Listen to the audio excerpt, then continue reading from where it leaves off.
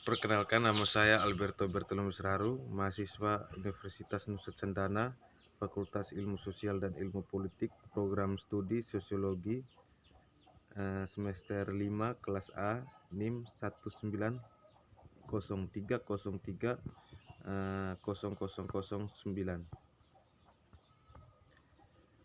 Saya akan menjelaskan hasil dari review buku kedua untuk mata kuliah metode penelitian sosial.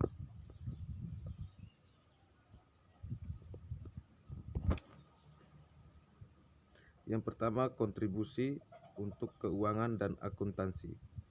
Untuk memodifikasi dan meningkatkan metode pemeringkatan yang ada, objektivitas dan kebenaran estimasi pemeringkatan, monografi secara kritis menganalisis kekurangan metodologis dan sistemik dari pemeringkatan kredit non-peringkat yang ada.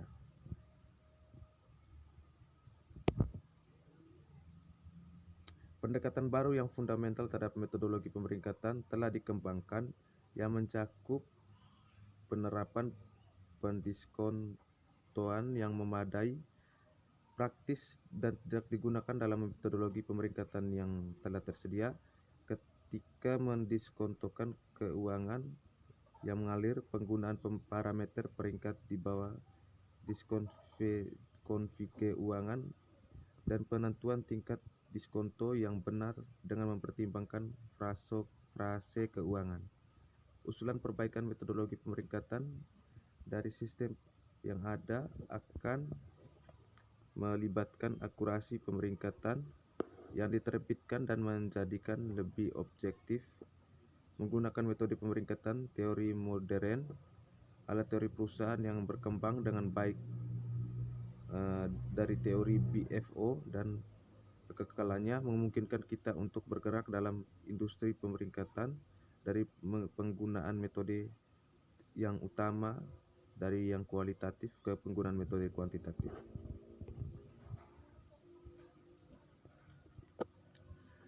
Yang kedua, pentingnya peringkat dan sistem rating yang ada.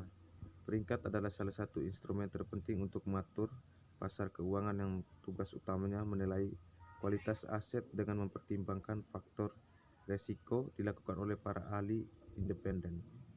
Peringkat mencirikan kelayakan kredit meminjam, memprediksikan tren yang ada di dalamnya, atau mencirikan daya tarik investasi proyek. Mereka memainkan peran penting dalam pengambilan keputusan dalam pembangunan dan memelihara hubungan bisnis. Akan mempertimbangkan dua jenis. Di sini akan dipertimbangkan dua jenis peringkat kredit dan peringkat daya tarik investasi. Peringkat kredit adalah ukuran perusahaan kelayakan kredit yang dihitung berdasarkan pendapat lembaga atas kemampuan dan kesediaan kreditur untuk memenuhi kewajiban keuangan secara penuh dan tepat waktu. Peringkat kredit juga dapat berbicara tentang kualitas instrumen kredit, misalnya obligasi perusahaan atau instrumen utang lainnya. Adanya peringkat kredit memberikan beberapa keuntungan bagi perusahaan, seperti memperoleh pinjaman bank dan dana pinjaman lainnya, dan bagi perusahaan dengan peringkat tinggi pada tingkat preferensial, memperoleh pinjaman komoditas dengan pembayaran yang ditangguhkan, dan lain-lain. Struktur modal dari teori Miller-Modigliani. Struktur modal dipahami sebagai hubungan antara ekuitas dan modal hutang perusahaan. Pilihan struktur modal yang optimal yaitu struktur modal yang meminimalkan biaya modal rata-rata yang tertimbang dan memaksimalkan nilai perusahaan adalah salah satu tugas terpenting yang diselesaikan oleh manajer keuangan dan oleh manajemen perusahaan. Sampai penelitian ini, yang merupakan penelitian dari Modigliani dan Miller pada tahun 1958, pendekatan itu yang disebut sebagai pendekatan transaksional didasarkan pada analisis data empiris. kombinasi dari kedua Modigliani.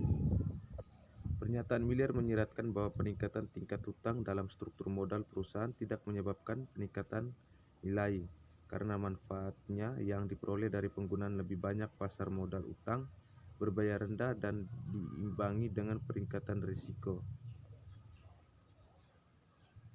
Oleh karena itu, dengan peningkatan biaya modal ekuitas dari firms, investor akan meningkatkan tingkat keuntungan yang dibutuhkan di bawah peningkatan risiko yang disertai dengan tingkat utang yang lebih tinggi dalam struktur.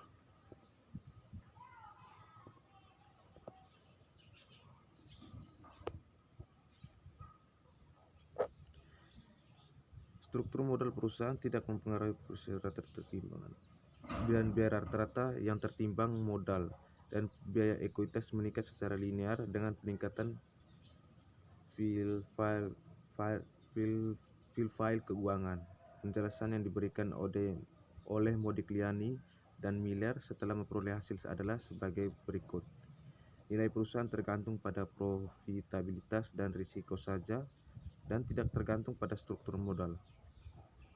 Berdasarkan prinsip pelestarian nilai, mereka mendalilkan bahwa nilai perusahaan yang sama dengan jumlah dana ekuitas dan utang tidak berubah ketika rasio antara bagian-bagiannya diubah.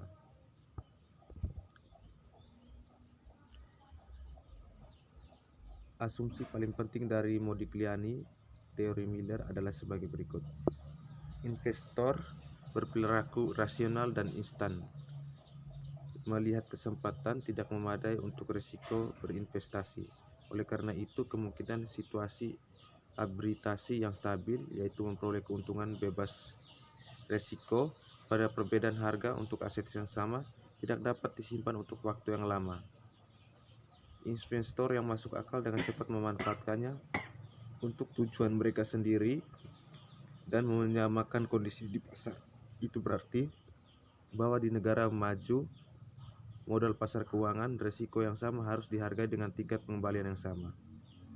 Investasi dan peluang pasar keuangan harus sama-sama dapat diakses oleh semua kategori, apakah investor institusi atau individu, besar atau kecil, perkembangan pesat atau stabil, atau berpengalaman atau relatif tidak berpengalaman.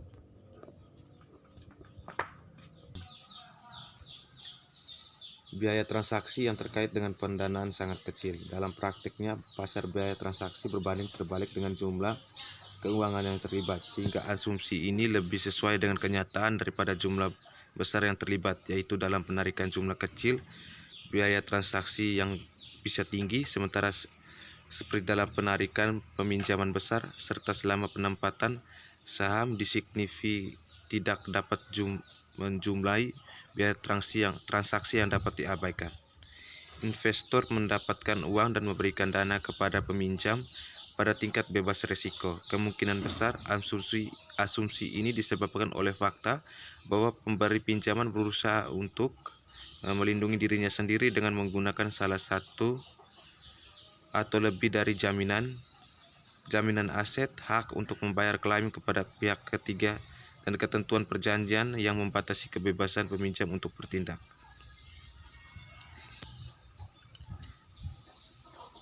Perusahaan hanya memiliki dua jenis aset, yaitu modal utang bebas risiko dan modal ekuitas berisiko.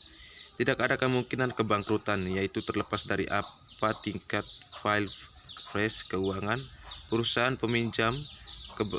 Tercapai kebangkrutan tidak mengancam mereka. Dengan demikian, biaya kebangkrutan tidak ada. Tidak ada pajak perusahaan dan pajak atas pendapatan pribadi investor. Jika pajak penghasilan pribadi memang dapat diabaikan karena kekayaan perusahaan terpisah dari kekayaan pemegang saham, pajak penghasilan badan harus dipertimbangkan dalam pengembangan teori yang lebih realistis. Perusahaan berada di kelas yang sama dengan perusahaan berisiko. Semua keuangan harus ada kekekalan. Perusahaan memiliki informasi yang sama. Modifikasian Darmo Modigliani. Dalam pembahasan kali ini membahas salah satu lagi batasan Modigliani teori Miller, yaitu metode pajak atas profit pembayaran. Modigliani teori Miller menganggap pembayaran ini sebagai anuitas langsung, sementara dalam praktiknya pembayaran ini dilakukan di muka dan dengan demikian harus dianggap sebagai anuitas jatuh tempo. Kami menggeneralisasi Modigliani teori Miller untuk kasus pajak muka atas profit pembayaran yang banyak digunakan dalam praktik dan menunjukkan bahwa ini mengarah pada beberapa konsekuensi penting yang secara serius mengubah semua pernyataan utama oleh Modigliani dan Miller. Sekian penjelasan saya untuk review buku kedua dari mata kuliah Metode Penelitian Sosial. Terima kasih.